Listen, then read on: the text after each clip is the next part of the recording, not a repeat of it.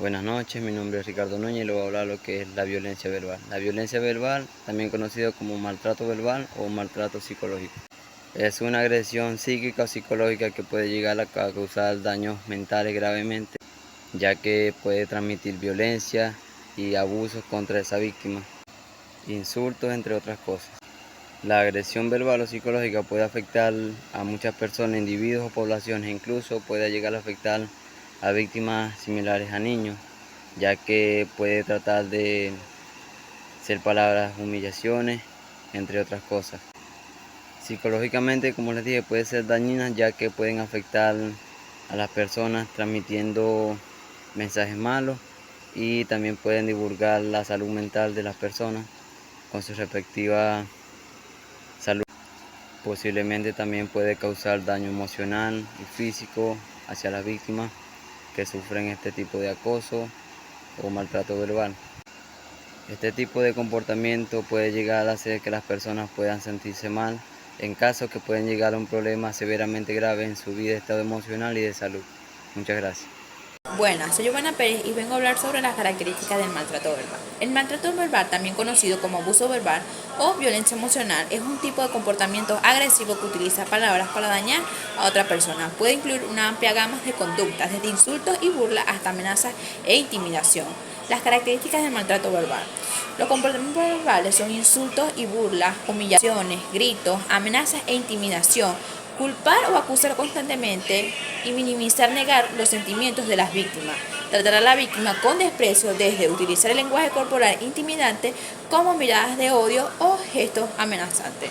¿Qué motiva a las personas a ser violentas? Primero, hay que decir que un comportamiento violento es toda conducta por parte de un individuo que amenace o efectivamente dañe o lesione al otro individuo o a otros, o una persona que destruya objetos. El comportamiento violento suele empezar con amenazas verbales, pero con el tiempo aumenta y llega a comprender en daño físico. Cosas que pueden hacer que una persona tenga más tendencia a ser violenta. Estas incluyen antecedentes de maltrato infantil, antecedentes de conducta violenta, una baja autoestima y sentimientos de desesperación, consumo excesivo de alcohol o de drogas, problemas de salud mental como la esquizofrenia, trastorno bipolar o trastorno de la personalidad, antecedentes de arrestos, antecedentes de intentos de suicidio, sentimientos de sospecha u hostilidad. El comportamiento violento puede ocurrir en ciclos. Primero, hay un ciclo de conflicto y de tensión. A esto le sigue un conflicto de maltrato a otro individuo o la destrucción de objetos. Este patrón suele reiterarse y la mayoría de las veces empeora.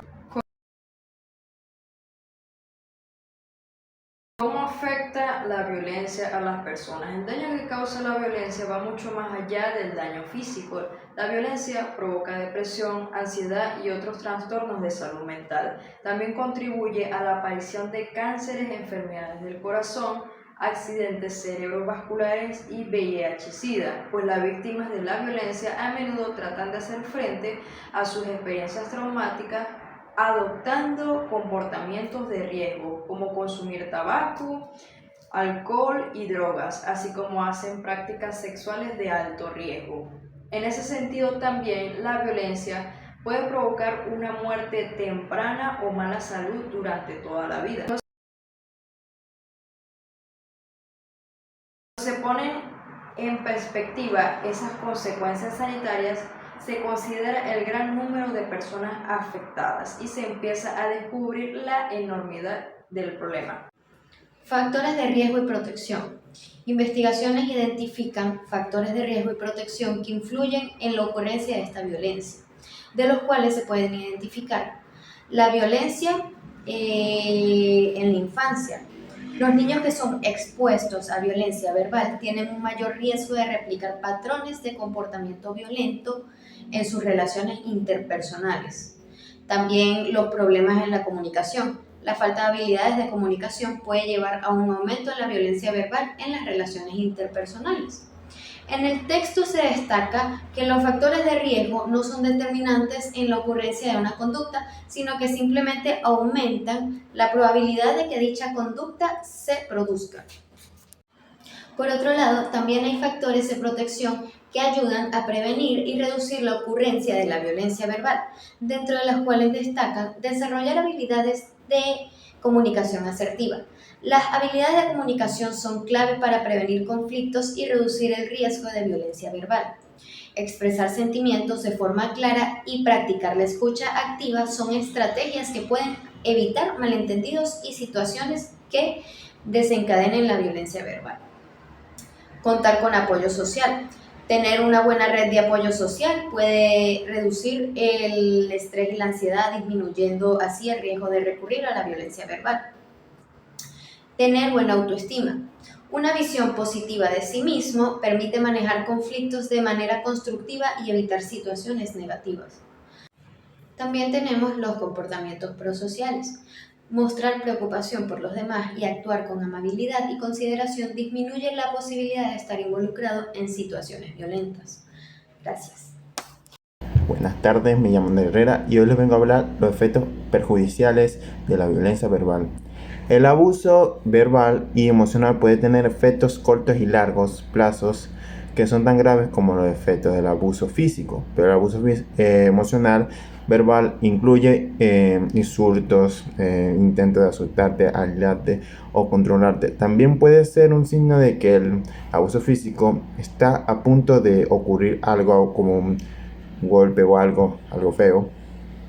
El abuso verbal y emocional también puede continuar, el abuso físico comienza. Si eres víctima de abuso, no es tu culpa. Mayormente los efectos perjudiciales del abuso verbal son la baja autoestima, daño emocional y físico,